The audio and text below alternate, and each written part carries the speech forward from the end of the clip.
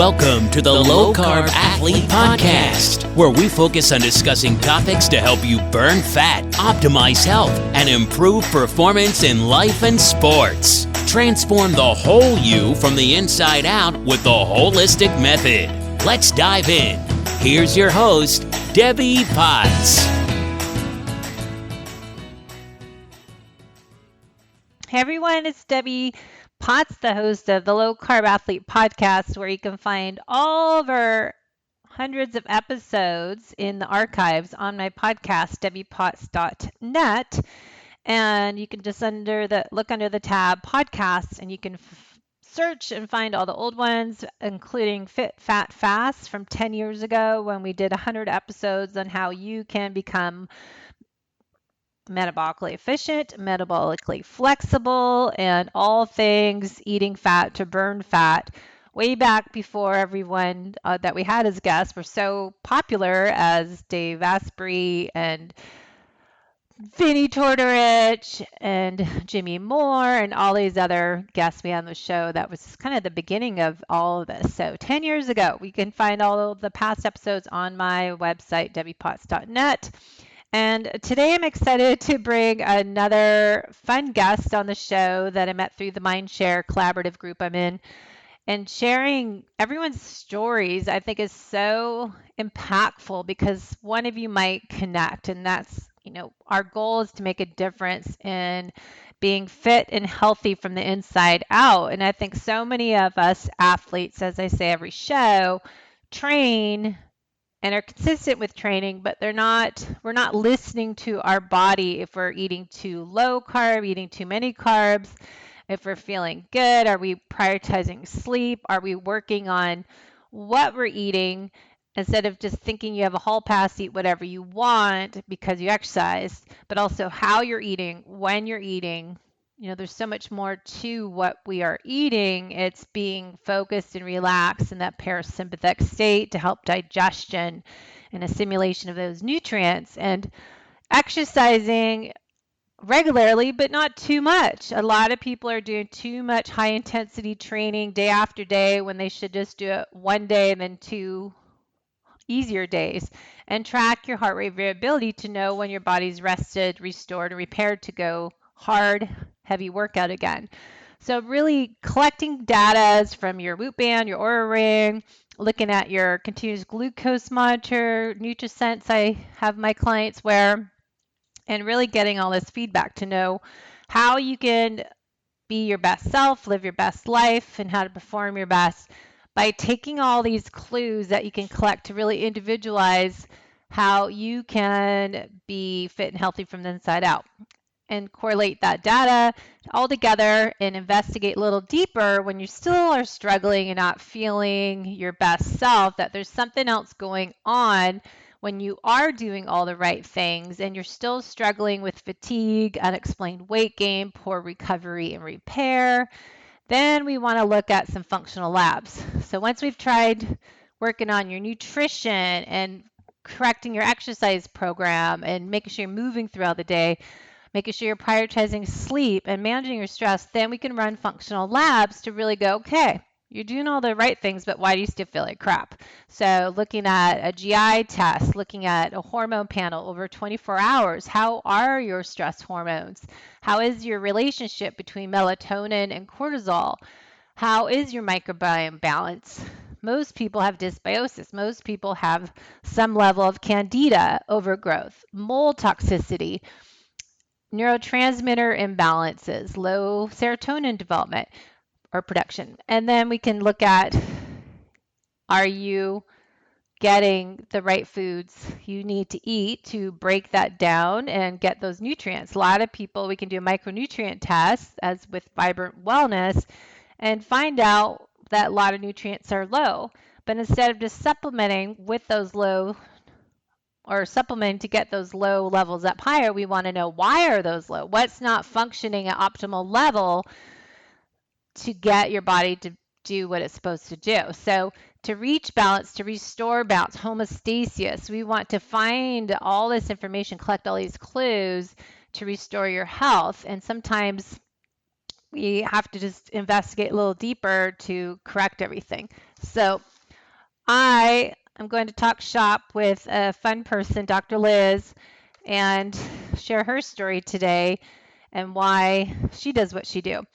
I want to talk about intermittent fasting. I'm working slowly on this article about fasting and how to break your fast and when not to fast. And for females and female athletes, when they should not fast and when you should add more carbs. So I think we get so carb phobic, we get, most of us are the type A driven, ambitious individuals that when we say low carb, you're going too low carb because you're exercising. Most of the recommendations out there are not for people exercising as much as we do. So we need to look at the carb intake based on your bioindividuality. And Dr. Liz and I will talk a little bit about that today. She has a great story. She's says she's been making her goals to making healthy living simple. She's seen too many people get overwhelmed with making healthy changes in their life or that they follow some guru only to tank their health. Her own personal story, she's been doing everything right, as I say, but CrossFitting 5 days a week, eating keto, paleo, struggling to be a size 12 or 14. And she felt judged, especially by her patients. In 2016, she jumped headfirst into intermittent fasting following male bloggers. She did it super strict, as most of us type A driven people. We follow the rules based on what we read, not knowing that they're mostly men, and on women, they might not be athletes as we are. So she lost weight, but she also lost her health. She was skinny and sexy in the world's eyes, but in her health was gone. She was exhausted, her hormones tanked, she lost her hair. She was searching for answers, as I was, similar story, but mine started in 2013 on a mission. She started in 2016, and she was only told she was doing it wrong by the male bloggers. She went back to the books and realized that women must be doing things a little differently because, as Stacy Sims says, we women are not small men. So this podcast is not just for women. It is for men and women. I think you can all relate to something we talk about in the show today. We talk about Dr. Liz's story, why she's passionate about it. We talk about intermittent fasting, women versus men, tracking and biohacking, your ketones, your heart rate, HRV, sleep, and all that and more. But Dr. Liz, Lisa, she's a chiropractor, naturopath, keto lifestyle expert known to travel across the world to meet friends for dinner, rack up frequent flyer miles, and when she's not adjusting spines in her chiropractor office, she's passionately making healthy living simple through her online courses, virtual summits, and one-on-one coaching so everyone can achieve a vibrant level of health. She recently made history in the state of Michigan by becoming the first female president of Michigan Association of Chiropractors. She's a founder and CEO of Precision Spinal Care and the American Institute of Healthy Living. She's revolutionizing healthcare through her Healthy Living Simple movement. You can download her latest hacks to vibrant health at drlisao.com. I'll put those links in the show notes. But we're going to dive into more info and hopefully have her back on the show. So let me know your questions, comments, feedback, and if you can also let us get a little review on the iTunes podcast so we can show up and get more listeners, that'd be awesome. Okay. Hey guys, I'm Debbie Potts, the host of the Low Carb Athlete Podcast, here to bring you more information, more stories, more incentive why we need to train the whole athlete from the inside out to be able to burn fat, improve performance, and longevity, the aging process. So I've got Dr. Lisa coming on the show today to share her story, her journey, and see what we can learn from her experience. So thanks, Lisa, coming on. Thank you for having me. It's an honor to be here. So thank you. Yeah, let's talk about what your story is. Why are you here and sharing your story, and what's your purpose? Right. I think it's one of those things that, like you just said, the purpose. And I feel like so many of us, we go through these really deep valleys to figure out how to heal ourselves. Right. And they always say, physician, heal thyself, and doctor means teacher, and all that, yada, yada, yada. Right. So, I was that girl that, I've always struggled with my weight. I was the one that my mother put me in Weight Watchers, in middle school. I remember even, it's been funny, and just talking with other people about, especially over the course of the last year and a half, what we've all happened to our bodies, and the fact of, somebody saying what their weight was. And I was like, oh dear God, I weighed that like in 6th grade. Like, come on, like, you know what I mean? But anyways, it was always this constant struggle for me. And so as a chiropractor, I really deep dived into CrossFit, into keto. This was all in like the early 2000s. It was paleo before paleo was that, sexy term that was out there. So really just doing whole food nutrition. I was cutting the carbs. I was doing higher fat content, good quality fats, right? Making sure we didn't have trans fats. That was the big thing in the early 2000s. But I kid you not, I was struggling to be about a size 12 to 14. I was doing CrossFit 5 days a week. And I felt like when I spoke to my patients, they thought I was lying to them. I always constantly felt judged, because when I would say, here, we're going to do, at this time period, we were teaching Whole30. Remember that even? So that was, and I'm like, this is what happens. Like, you get to this point after 30 days and you'll eat a carrot and it tastes, sweet. And they're like, you're such a liar. Like, you're fat, Dr. Lee. So like, that's how I felt they were looking at me. And so about 5 years ago now, it was a really well-intentioned friend that looked at me. We were at a seminar, and she's like, I understand why I have a weight issue, but she's like, I don't understand you. She goes, I see what you eat. I see how hard you work out. You should be a size 0. What's wrong with you? Well-intentioned. Wow, that hurt. Right. And so I did something crazy. And so we all know about intermittent fasting now, but at that time period, like that was an early, like there were certain bloggers that were talking about it, and they were all men. So I followed their 1 meal a day plan. I did super low calorie. I did, basically did keto, but it's not right for women. Right. So in that perspective, I lost 30 pounds. All of a sudden people were like, wow, you look so hot. You're sexy. Like all this stuff. Like I had all the thing, like the guys, whatever. Yeah. In the meanwhile, I was exhausted. Like I was going home during the middle of the day to sleep so I could see my afternoon patients. Right. My hormones tanked. Like I didn't have a period for months. And the worst part was I lost so much hair, and not just that, I lost chunks of hair to the point that I had bald spots on my head, and so for a year, like I've only now started talking about that because it's hard, like as a woman. And I wore my hair in a ponytail because I was scared to death to have it down. Because what happened if the wind blew and all of a sudden somebody would see that, right? So fast forward, like my health is better. My hair is all back. Now I feel like since I talk about this on podcasts, people are like, really, does she have a bald spot? No, that all came back. But I had to really figure out, like, I knew intuitively what I was doing was not correct. When I started questioning, the guys were like, oh, you're doing it wrong. You're not following it right.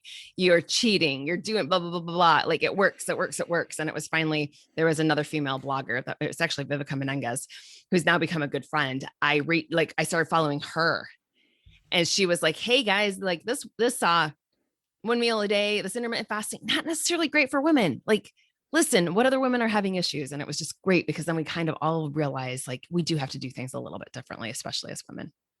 We're not just that's why I have to share a story. And I mean, that's why I've been honest with my journey the past 8 years. And it is, if you don't share it, people think that they're the only ones struggling, and they don't understand that you're not the only one out there. And there's other things going on to cause imbalances in your body and loss of homeostasis, that you have this metabolic chaos and you don't know about it, that like, it doesn't have to be your new normal, and you don't have to just, that's right. The way I am, I'm going to live with it. I can do something about it. Right. And it's not the whole, well, this is just how it's got to be. Like, no, that's because your body responds perfectly to what you give it. I didn't give my body hardly any food or nutrition. No wonder it was doing what it needed. No wonder the hormones tanked. No wonder, like, I was physically exhausted. It was just a stressor. And then, now 5 years down the road, realizing, and I know you look at this too, but oh my gosh, like leaky gut, all sorts of, it was the perfect storm. So when I jumped in, it was like everything else just came to the surface. So did you find from your own personal story that your stress chronic stress was the main culprit. Like I said, I was running my own business. I had financial stress. I was doing Ironmans, marathons, 50K trail runs every year, competing at high level. That's 20 hours a week training, plus the constant stress of being a small business owner and teaching and doing your clients' services all day long. I mean, it's just accumulation of everything. Sure. I would say I was that girl that started working on my adrenal glands and stress in grad school, right? Like I felt like I was chasing after my adrenals for 20 years. And what I have now realized is going through and healing that leaky gut, like so many of my different symptoms that I thought it was that I was chasing, like really getting to the root of it all. Holy smokes, has my health gotten better. Right. So that's really like, that was the big thing, but absolutely. I was probably 10 or 15 years in practice at that point. It was a very busy practice, just all sorts of stuff. And this is the other one, I was traveling every weekend. Like I would work 5 days a week. On Friday, I would go to the airport. I would be gone until Sunday night, would set my bags down and start it all again on Monday morning. And I did that for years nonstop. Yeah. So that was kind of the beauty of 2020 slowdown. All of a sudden I'm like, holy smokes, I've been able to reprioritize what's really important. And guess what?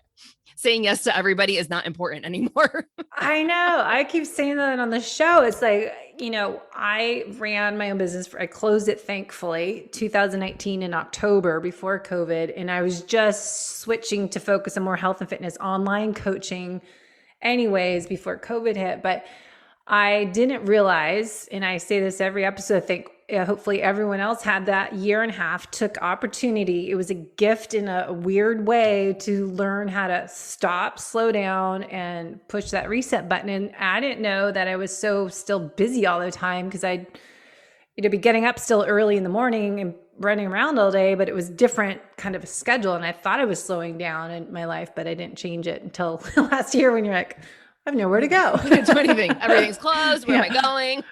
Yeah. Like I finally learned to like just sit on my porch, and I never like enjoyed the beauty of like my backyard. And like there's a woods back there. I was like, wow, this is amazing. Like how have I missed? I've lived here 15 years. Like it was always gone. Yeah. I know we moved from Seattle, Bellevue, Washington last June 19th. And came to North San Diego, just renting Airbnb in the mountains here, and just ended up finding a house to buy. But it was funny, before we moved, we were there for, I don't know, I think like 13 years too. And we were walking our first time in our neighborhood. We're like, meeting our neighbors. We're like, well, sorry, we're leaving, but nice to see you for my first time in 13 years. But yeah, I think that's what I really feel like there's the lesson, the opportunity we were given the past year to, I just said this the other day, that people chose to go the opposite direction and be up all night, eat, drink, and do no activity. And then there's people that are like, hey, I have all this time. I'm not traveling. I'm at home. I don't have to leave the house at 5 a.m, get to the gym.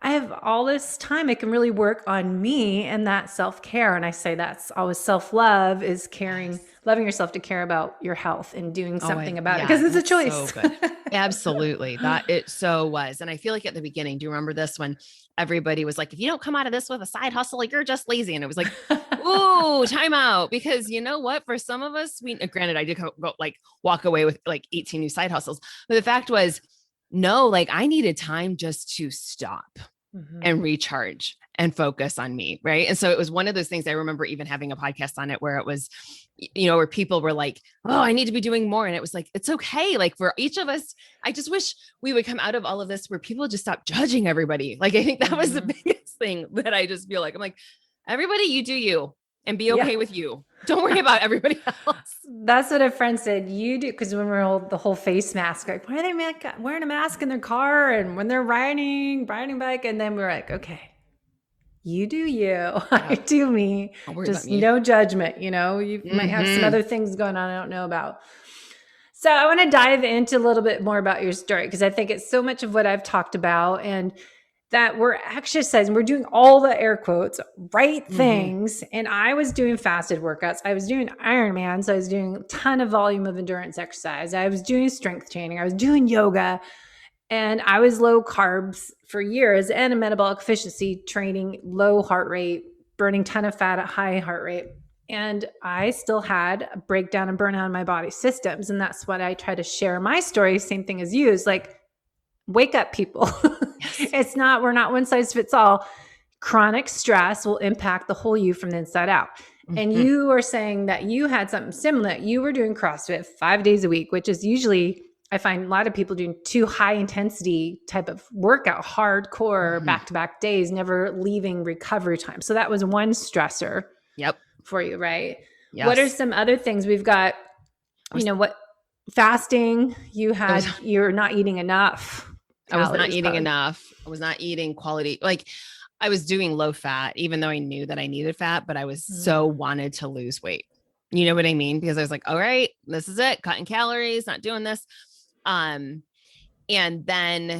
And at that point when I did, this caveat, that 1 month time period, I mean, I lost this in a month, like how this is really not good. Right? It wasn't working out at that period. So thank God, at least I did one smart thing at that point. I stopped my workouts, but prior to that, I was doing everything correctly. But I was traveling nonstop. So I'm working in my practice and then I'm always saying yes and jumping up on stages to speak on stages or whatever it was. And then flying again. And I think flying is also a chronic stress, but that's, a stressor on the body stress for the environment. Yeah. Sleeping in different hotel rooms. So you think of like the EMFs that way and everything else, I've got my like little perfect homey here, but when you're in a hotel room, you're getting hit by a bazillion Wi-Fi signals, like those type of things too. So looking at it from all perspectives, my gosh, my stress, to be honest, like I said, underlying leaky gut issues, that was always a chronic stressor within the system. Because if you think of that, if your body can't, assimilate the nutrients that you're you could be eating perfectly, but if you're not assimilating what you're eating, then your cells are never going to be nourished properly. So did you know you had leaky gut? Were you having digestion issues before all this started to happen? I was classic gluten intolerance, right? Which I think so much of that is, there's a lot. Well, I think everybody and their brother now, we don't eat gluten because of issues, but I really think if the gut is not well, you're going to have issues. Not that you should be eating gluten anyways, but I was classic for years. I could tell as a kid, I never wanted to eat lunch at school because my gut hurt so bad. I think there's a lot to it though. What you're saying is, I was thinking this the other day that I heard this in a conference once, that we almost have to go back in time. Like, how were you born? Were you C-section?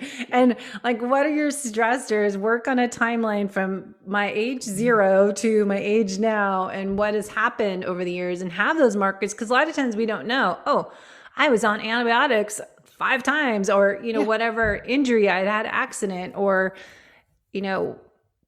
whatever food sensitivity you find like out. You just said C-section. What people don't realize is like, and you probably know this, but like that's the first inoculation of really good probiotics in the gut is going through the vaginal canal. So when that doesn't happen, like how is that microbiome really being set? It's a big step right from the get-go. So I have a very pediatric practice, which is when you said that, I was like, oh, this is perfect. Yeah. But, it is all of those things. Then I just think of like, even in high school, I've been under chiropractic care my whole life. And so I was very rarely on any prescription meds, but being so like having acne. And of course, what did they do at that point? Oh, for your acne, not like, let's look at the food you're eating, Lisa. It was here's an antibiotic. So I remember I took that for several months and I was like, I just don't think this is a good idea. Right. But again, like we were just set up that way. So and then thank God for chiropractic school where I learned it all. Yeah. Well, you learn a lot, so much. And people don't realize how much health stuff we learn too. I'm not a chiropractor, but I know a lot of my chiropractor friends, they were just like the go-to people I was seeing, not doctors. Right. But I think it's looking at all those different things add up. And so we always talk about that beaker of stress, your cup is overfilling with all these different sources of stress, and you add on finances. Like I had a huge rent for 10 years that went up every year, owning a fitness studio in downtown Bellevue, Washington, which is Microsoft and Amazon and, is ridiculous. So then you have, people that have financial stressors and making enough money and all that stuff is just adds up. And I think when you add on exercising, and it's that Goldilocks effect, we need to exercise, but not too much, not too little. And I would say the CrossFitters and the yoga people need to, merge it all together, yes. Right? We need that blend of a little bit of everything. And even endurance training athletes, they don't do enough strength training, and women need to do more strength and less cardio machines and wasted 45-minute elliptical sessions, and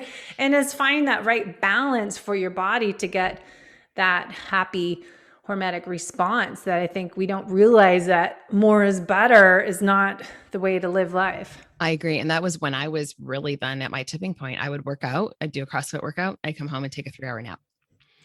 And that's when I was like, well, this really stinks because there goes 4 hours out of my day. But it was just, and I was like, okay, my adrenals are tanked. Why are they tanked? Because, I shouldn't have been having that response. So, but it was. And prior to that, this was 2015, 2016. So 2012, I decided I did 12 half marathons in that year. And that's just asinine too, right? Like, it was I just laughed. I was like, I think I must've been that girl that like needed attention as a kid or wanted to have recognition because I was doing them for the medals. So I've got even right over here, it's all of my medals that I did in that one, when that was stupid. That was so stupid. And I always look at my body from then, like I was so inflamed from that. And even one of my friends the other day just said, Lisa, you look so much better now, even though I put on weight, which is, I'm fine with that because I'm healthy at this point. I wasn't, whatever. And she said, when you did CrossFit though, she goes, you looked about 30 pounds heavier than where you are now.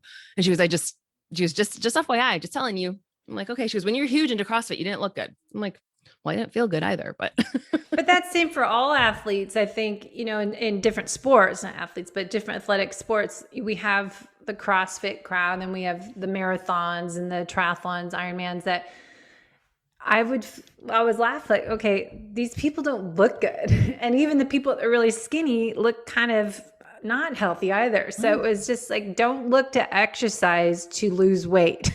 Right. Do it to help manage your stress and get time outside and to feel good. But if you're trying to exercise more to lose weight, I don't think that's the answer most times. No. And I think there's something too, and just knowing and appreciating where you're at and knowing that it's a journey, right? Yeah. And being okay with what's happening right now. Cause I think that was my thing. It's like, I was so striving for, cause I'm single, I don't have kids. I haven't ever been married. And so it was always that fact of like, I was never good enough. And then finally it was like, oh my God, the guys were serious. Like I said it before, where they're like, wow, you're so sexy right now. And I'm like, oh my God, I want to punch you because you have any idea how I actually feel. And I'm sitting here, oh great. I'm glad they approve because my health has tanked. And so it has taken so much. I've done so much just to be like, this is who I am and this is okay. And and like I said, yeah, guess what? 10 pounds have come back on. I'm okay with it because I'm healthier now than I would never want to wish what I went through to my worst enemy. Yeah. I think I went from being the most lean, strong, fit in my life to gaining 30 pounds in like a few months. So I felt like it was overnight. I woke up like, what is this? What happened? I was just, and then, we're always hard on ourselves because even then I was doing, Ironman just 2012 when I was the best shape and I still thought I could have been better. We're so hard on ourselves, that self-esteem, like, okay, my legs are still big, but I was a great cyclist. And so you're going to have more stronger, powerful legs and they help you win off a bike. So but I was still like, could have been better. But then my husband always reminds me now, it's like, okay, remember to appreciate what you can do now and things. Cause I never appreciated it back then when I had all the lean or less body fat and look at where it led me. Right. I said that the truth. I always laugh because again, with squatting and that, like I have quads. I also have a butt. And so I will laugh with my friends that we all have butts. I'm like, finally, we're in style. Like, because for how long? Yes. How long were big butts not cool? At least it's cool now. I know. That's funny. So I want to kind of talk about were you doing lab testing? Like how did you identify, you talked about leaky gut, hormones, adrenals. Did you start doing lab testing early on?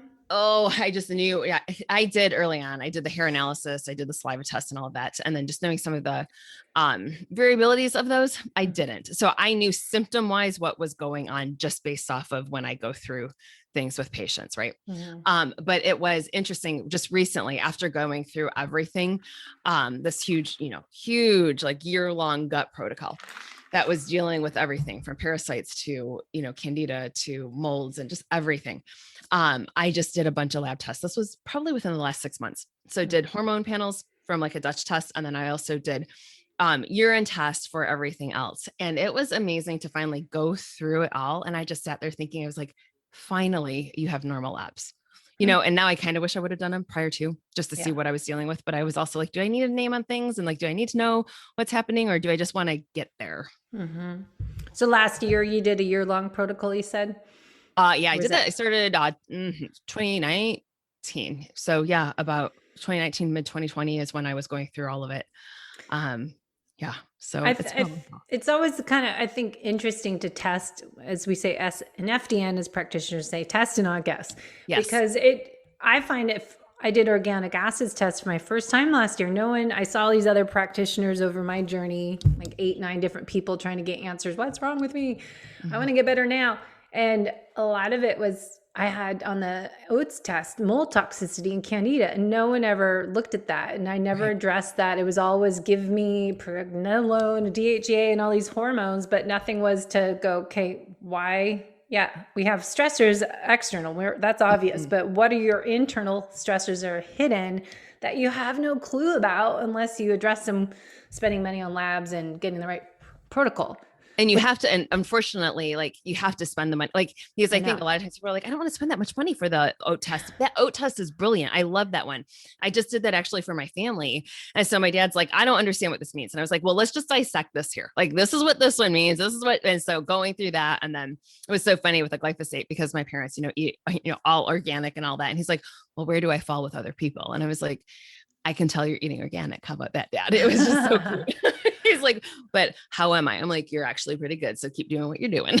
Good. Yeah. But then the other thing I like to bring up too with people is that you can't out supplement the poor lifestyle habit. So all this stuff we're talking about that you experience and I experience, yes, we get labs done and we find out what we have. We identify those hidden internal stressors, but how did you fix yourself?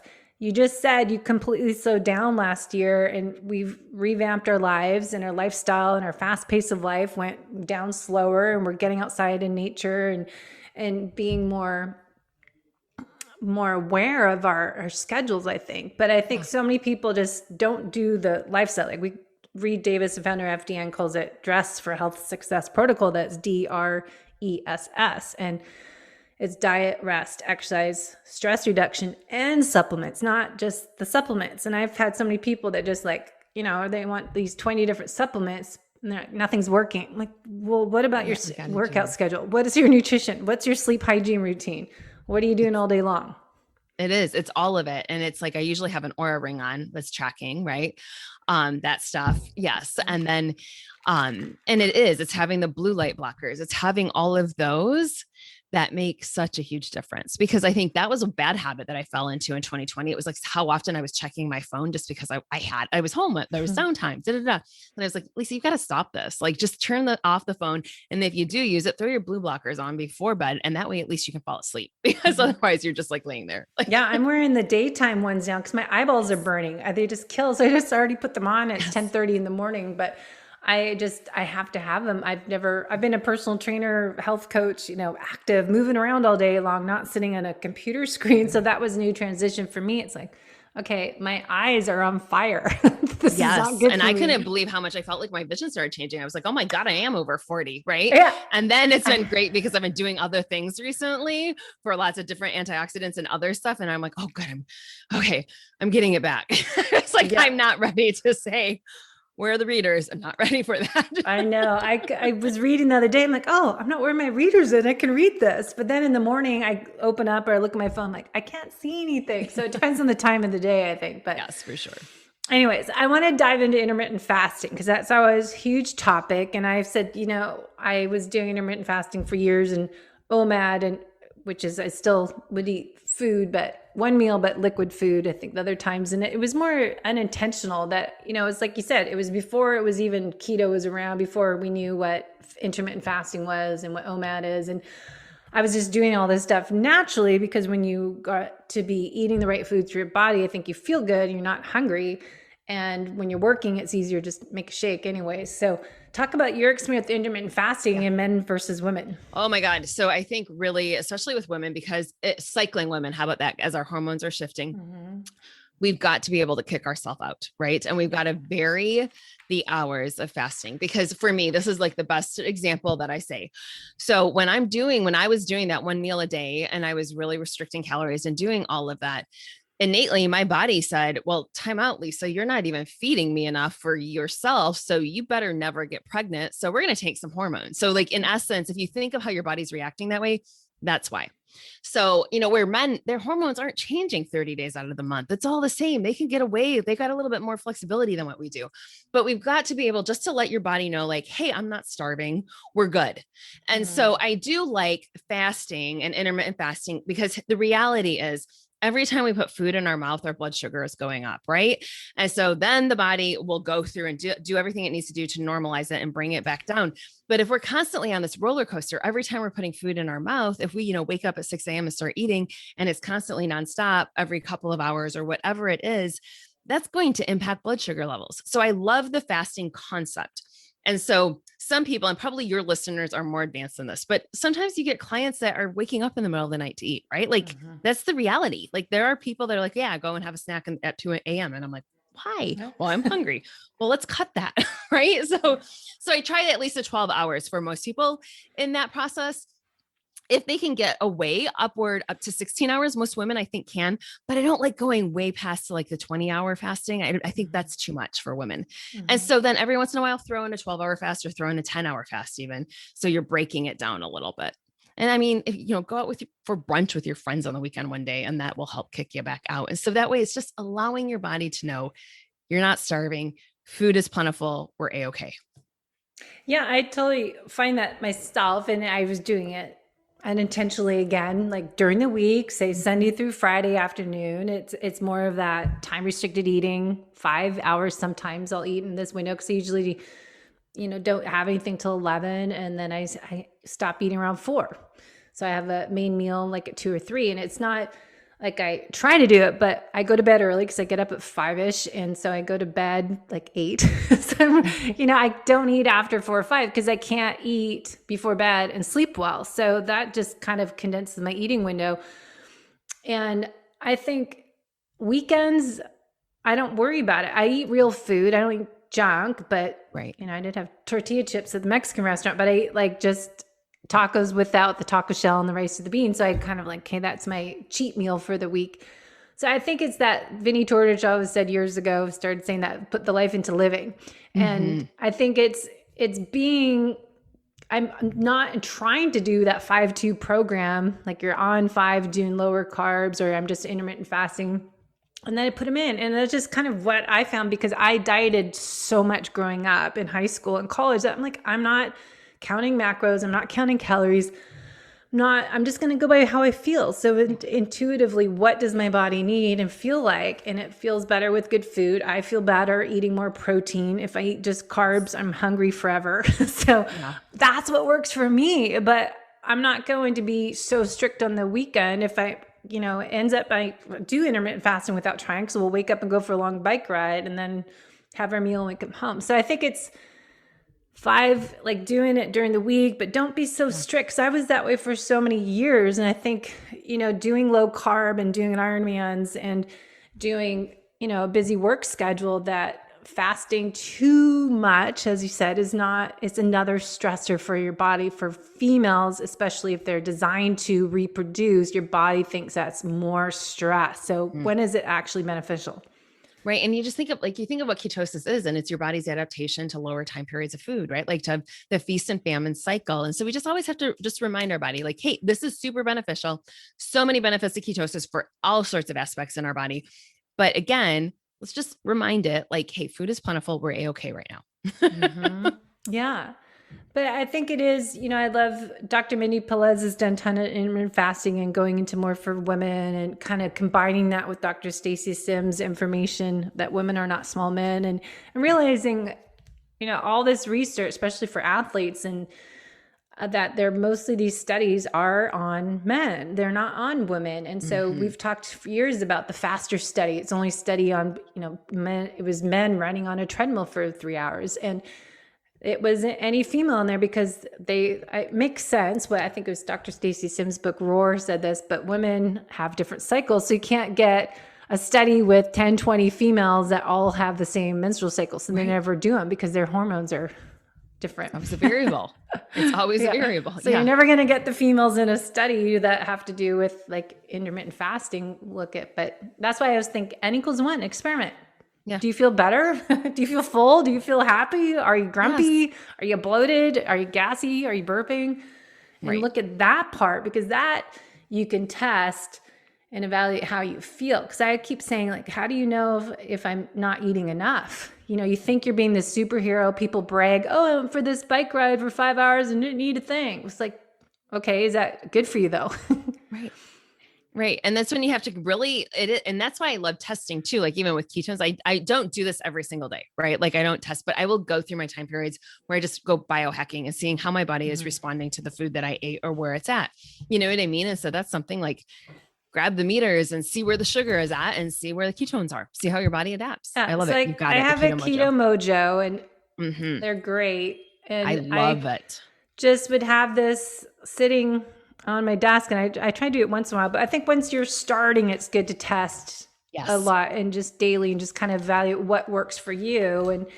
And, you know, I think it's good to know that NutriSense I use for 2 weeks, and I'd have it longer, you know, if I can do it for a month, because then you can really know carb timing for athletes. When you are able to have a little more carbohydrate, time it that it wouldn't spike my blood sugar up. And then there's certain foods that would spike my blood sugar up, like gum.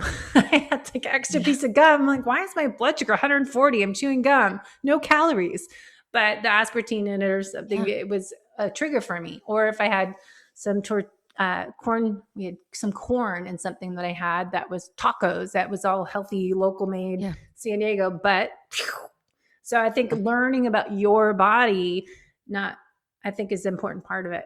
Yeah. And I love Keto Mojo's meters, because that was one of the things I had them on my keto summit. And I was telling Dorian, I'm like, I was testing with another meter, and I sat there like for my fasting blood sugar in the morning was higher than what I thought it should be. And I was like, what is going on? And so I was trying to just biohack and could not figure it out. And then when I found Keto Mojo, and then he was like, oh gosh, yeah, like the FDA gives like a 20% allowance on numbers. And I was like, that's a big deal. Like that's a big deal. And so I love Keto Mojo, that it's like, they are focusing more than just what the FDA allows. So it was like, once I found that, I'm like, oh, well, now I have more accurate numbers. Here I was chasing after something that wasn't even happening. So what do you try to do when you're working with clients and yourself to get like your glucose? What do you want to see it at? And then your ketones? Because I think for athletes, and you're just trying to burn fat, and I don't have health issues, if you're not insulin resistant, have things, what's your, you got to realize the people that I'm working with are starting out, they're high carb people to begin with. So we're breaking, I taper down their carbs, because I find out when they do cold turkey, like I can do cold turkey, like you can do cold turkey. We have the willpower for that, and they're going to quit. So I always want people to really stick with it. So we taper down their carbs, but I would love to see people's fasting blood sugar less than 100 in the morning. And that's sometimes rough for people if they've been doing a whole lifestyle. So it is over that. Right. And then we just start out getting anywhere with a 0.5 or higher with ketones, because it's just, my whole theory is baby steps for people. I want them to be able to do this long-term. And so the classic line that I steal all the time is from Tony Robbins, where he says, you know, we look at our children, and when they're when they're crawling, going and learning to walk, you know, how often do we ever sit there and look at them as they fall? And do we ever say, hey, you know, our kids just never going to be a walker? No, but we do it with ourselves all too much. So my clients, as we start to transition them, it's giving them healthy steps, because that's what I found is patients were coming into my practice and they're like, hey, I want to do this, and I want to do this, and I'm going to switch this. And I'm like, time out. I want you to actually be healthier in 10 years than sicker. So let's just choose one thing. And so we always do baby steps with that. I always have to, you know, work with that too, with clients and myself, that just pick one thing, you know, it's easy to kind of, here we have 20 things we need to work on, but let's just pick one thing that's, you know, sounds like doable for you. And I was like Dr. Tom O'Brien in his books would always say base hits creates a home run. So it's at first base, second base, third base. All right, we got a home run. And then let's try again, something else. But it is working with clients and meeting them where they're at and figure out what works best for them. And so it's always kind of, I was just thinking, because I have a new client I'm coaching, and it's just like you're dating. You're trying to figure out what works for them and how to work on their schedule, not like push them too much, because then it backfires, and you got to find that right. It's the Goldilocks effect again, like that right dose to get a home run and get a base hit. So it's funny. Yeah. And I think I did that. And that was probably going back to my days when I would teach Whole30 in the practice and just drop it, and you're making everybody. And then you'd find out like by week 2, half the people had dropped out because you're like, I couldn't do that. So it's just kind of finally evolved where I was like, let's just taper it down. Like, let's just, I mean, because people aren't even aware how much they're eating. Right? Like that's the reality of it. And when all of a sudden they start tracking, it's like, wow. Yeah. I was doing for years, I think last 10 years on and off, because it's 2010, I started doing these sugar detox 21-day things. And, not knowing that we were kind of already doing low carb it was a sugar detox, which what ends up being low carb. So I think, changing that up, but it is a group programs. I do a little bit more the one-on-one now, and I am coaching part-time for Ben Greenfield, and we're just doing a VIP program is what I'm doing. That's 1 year commitment, because I can't help people 2-3 months, because there is so much to work on to get people healthy. So it's like 6 months or more. And then with Ben, we're doing a VIP program that's 12 months or, check in with them, and because there's so much to work on. And as I call it, the holistic method, that's nutrition and exercise, their sleep and their stress and their movement throughout the day. Let's work on your digestion and gut health, because that's always area we have to work on. As you said, leaky gut. Yes. And then hydration, who never drinks anything. And happiness is my favorite one. So I have these 8 elements I like to work on with people to get healthy from the inside out. I love that. I absolutely love it. And that's the thing is like, I feel as if when everybody started working from home from 2020, like looking at it from the chiropractic perspective, everybody's hunchy. Yeah. Everybody's, sitting there. And so I was like, oh my gosh, we've really got to start focusing on so many more things now, because you think the nervous system's running through there. Yeah. So now it's going to impact like the organs and everything else. So yeah. Well, just think everyone's on the computer. They're probably on electronic devices at night. I found that, people weren't moving very much because they're going from their bedroom to the next room where their office is. So I started telling clients a year and a half ago, I said, okay, meal times now equal move times. It doesn't mean to eat at breakfast. Lunch means move outside. Dinner, that means get outside, go move. Yes. Even if it's in the driveway to the mailbox and back. Just jumping jacks, like who cares? Do something. Yeah. So what other biohacks have you learned that, work well with people that are people want to burn fat. They want to lose weight. They want to be healthy, but ultimately people want to feel good and look good. Mostly look good, my one little hack that I do for, especially as people are transitioning into keto, I use exogenous ketones with them just because that's kind of a hack. It's kind of a, I guess it's a crutch, and I'll use it prior to my workouts now, but it's what I'll do with them if they really, because sometimes, we know sugar is as addictive as cocaine. And so trying to have somebody we need to do it cold turkey. And like I said, people like you and I, we probably totally can, but unfortunately there's some people that are like, I'm going to give up on that. I just can't. Mm-hmm. And so we'll use that as a little crutch. Gosh, my biohacking, literally making sure that you've got enough sleep each night. Yeah. And if you are getting up in the middle of the night, don't look at your phone because that's that whole blast of blue light. So, I keep my phone outside of my bedroom. It's not there. Say, first step is not bring it in your bedroom. Yeah. Right. But I just hear how many people are, even this morning when I got up and checked my phone and all of that stuff later on, I had people that were texting me at 2 a.m. I'm like, what are you guys doing? Of course I didn't hear it. I'm like, I wasn't going to be replying, but I'm just like, why are you looking at your phone? Well, I just couldn't sleep. Then that's why you can't sleep. Yeah. I know. Then you stress I was just saying that you get stressed out because you can't sleep. So you're wide awake and then you're looking at your phone. So then it's even more stress. That's a good step. So not having your phone. So optimizing your sleep is what I keep talking about every episode, I think. So and remembering to breathe. Mm-hmm. Right. Because we got so many chest breathers, really focusing in and becoming a belly breather and just, and I think it's one of those things that I find myself doing a lot where I just put my tongue to the tip of my mouth, right? Just to, it was something I remember Deepak Chopra said way back when to kind of close the circuit or something. So I just find myself doing that and just being intentional with your breath too, just to help calm yourself down. Because I think so many of us with the uncertainty that we just experienced over the course of the last year and a half, like there's a lot of just, we're in fight or flight and we don't even realize it. So it's like, calm down, turn off the news. I don't watch TV. I always laugh with people. I'm like, I'm outside of Detroit. Like if I watch the news all the time, my body, I mean, my God, just knowing what's happening in Detroit, my body would just think I'm running from a bear all day long. I don't need that.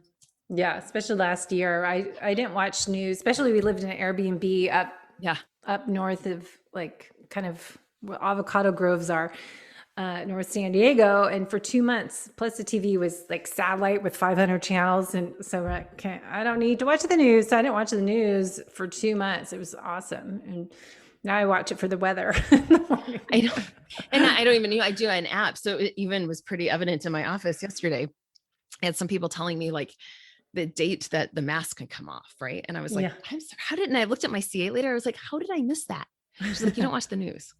But she's like, well, I got it in an email. I'm like, how come I didn't get that email? Like if they emailed everybody in the state, how come I didn't get that? I'm like, I totally missed this. Like, I think that's kind of important.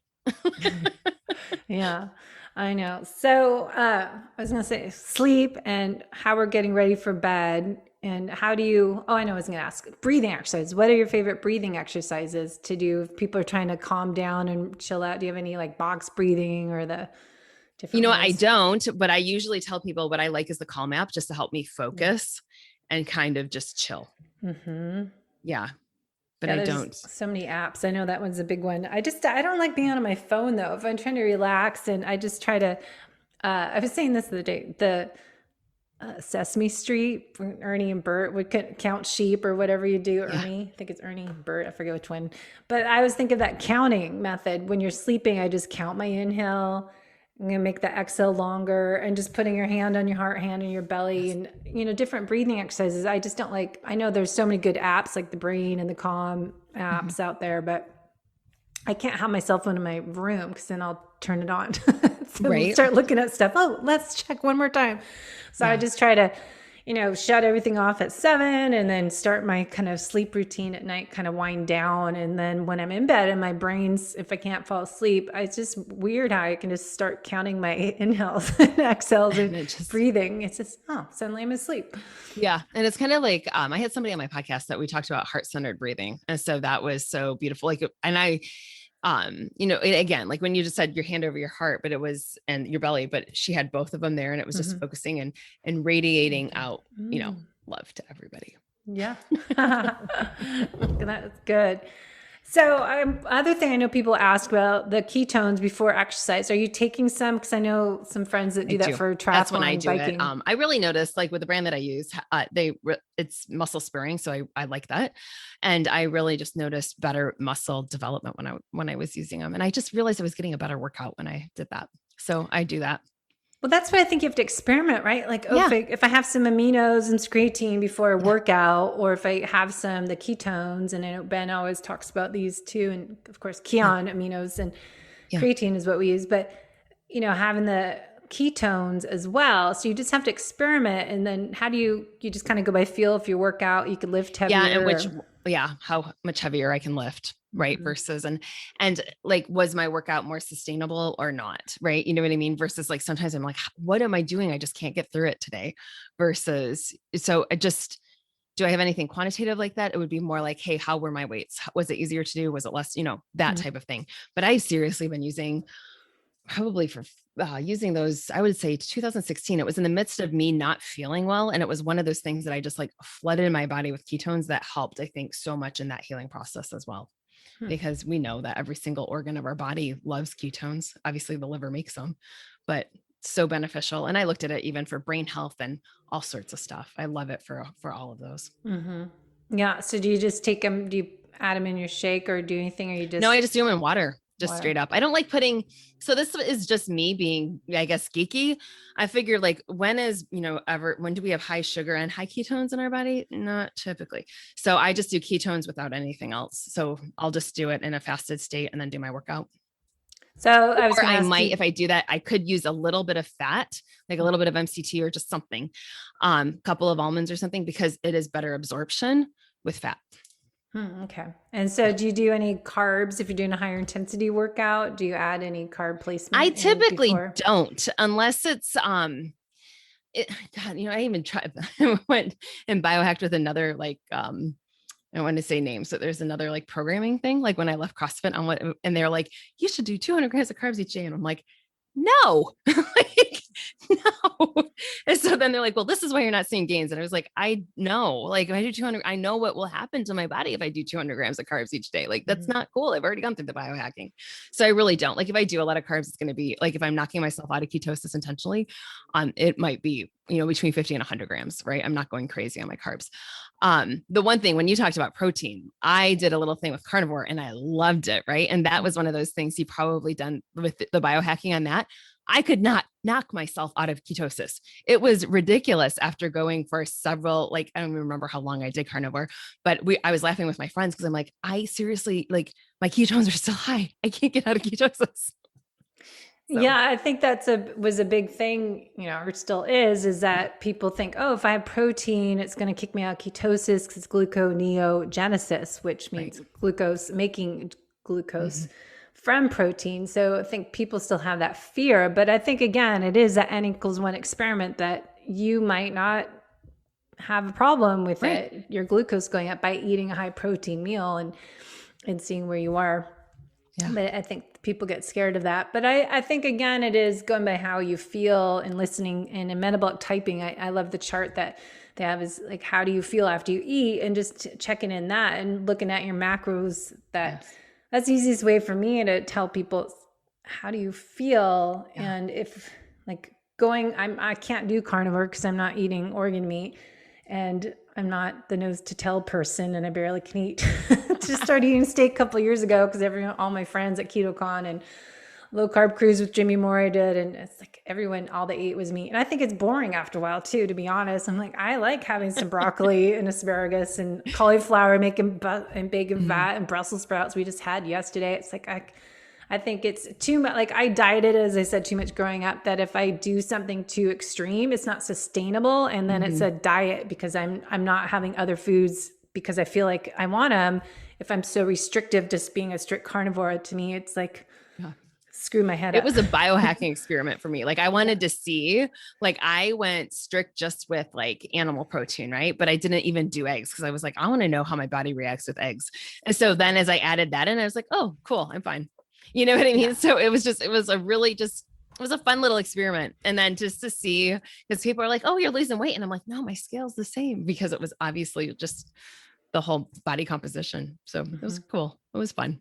Yeah. But that's what I think you have to ask. If you're trying to lose weight and you're doing all this stuff, you're doing all the right things we talked about in the beginning of the show, that if you're not losing weight, there's something else going on, or maybe you're being too strict and adjust. So what tips would you have for people that are trying to do keto and they're not losing any weight? Oh my gosh, I would, totally do a whole run through. Like, what is your eating window? Are you being too restrictive even? And I guess let me go back one step. Let's really be open and honest first off, because are we really truly doing all the right things, or is there cheats, right? Like, just let's be honest. Every day. Right. People have it.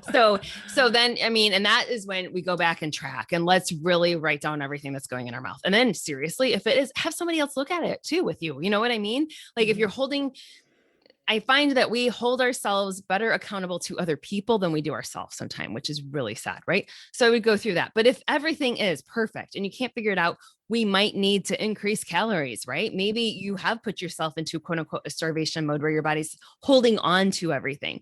And sometimes if we're going through a plateau, we just need to change things up, change up your workout routine, or do something else different than what it has been doing, because our bodies adapt. And again, our bodies will give us everything, responds perfectly to what we're giving it. So sometimes you just need to flip it around. Yeah. I was like, flip the switch, flip it up. And muscle confusion, I always say with workouts, but I think it's just, always, was it Ben, what's his name? He has a new book, Keto Camp guy. I was just listening to podcasts with him yesterday, and just how it's kind of what his book is about, is what we were talking about, that I've always done unintentionally, that you just mix it up, that, okay, you're going to do carnivore for a month. All right, now I'm going to do low carb. All right, now I'm going to go a little more carbs in the weekend and go low. You're just mixing it up all the time. I think that nutritional chaos, the confusion is good, instead of eating the same food all year long, which is not natural. Because if you look at our ancestors ate seasonally and we switched up, and they'll have a little more carbs in the summer, or, so it's just, I think it's just people not being so married to one way that is the only way, and have more variety in their life. Yeah. And realize what works for you doesn't necessarily work for your friend. Like, we're all individual body types. And so it is different for each and every one of us. And we just have to be okay with that. And I will add in doing a 4-day rotation type of diet, because I get people's food sensitivity labs back, like Cyrex labs, which is kind of the gold standard. And guess what's on there? Eggs and avocado, because they eat it every day. Just all the food that you eat every day. If you have, prone to having leaky gut, by exercising is actually a way to get leaky gut, and heat and endurance exercise, and just stressors, and just your immune system, stress is on, immune system's down. So then, you're eating these foods every day, they get tagged as enemies. So we have to eliminate them while they heal your gut. So that's kind of a motivator. If you love your avocados, like we've been having them too much lately, probably like, oh, I should probably rotate those. Yes. Right. I know I do. I definitely flip things around a lot. Good.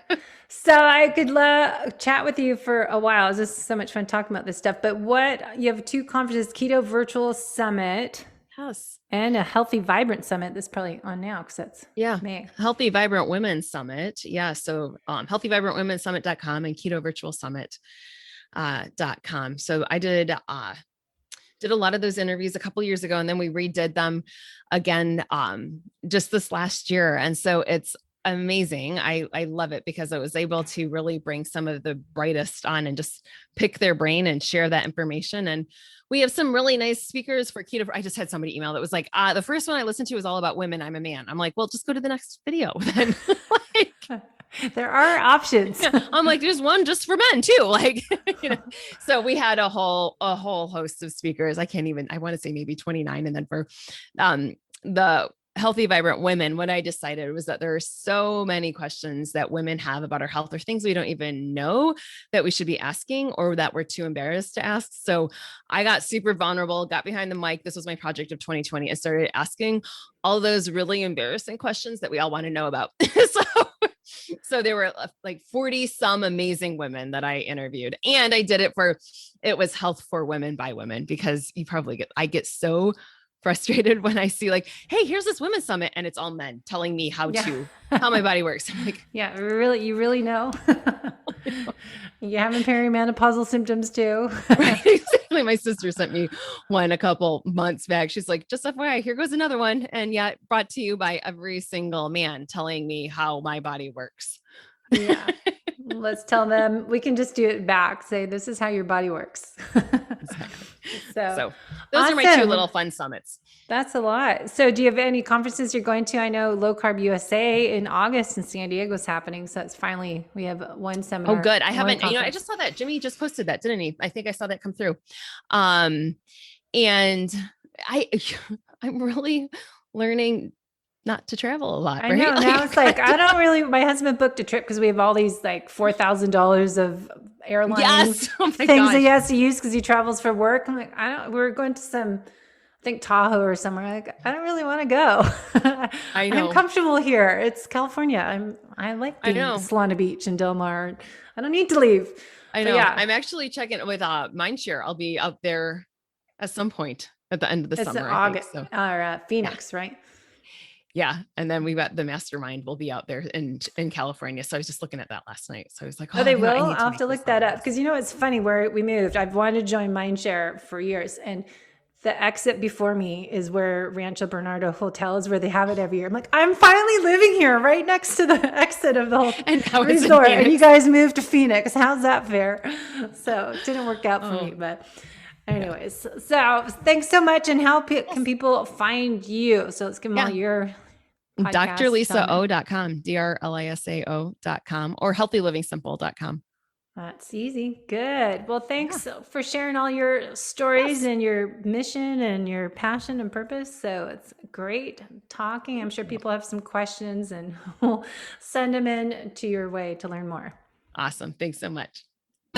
Thanks for listening to the Low Carb Athlete Podcast. If you have any questions, feedback, or topic suggestions, let us know on Facebook or at debbiepotts.net. You can help us to continue to grow by leaving a review on iTunes. Thanks again, and we'll see you next time.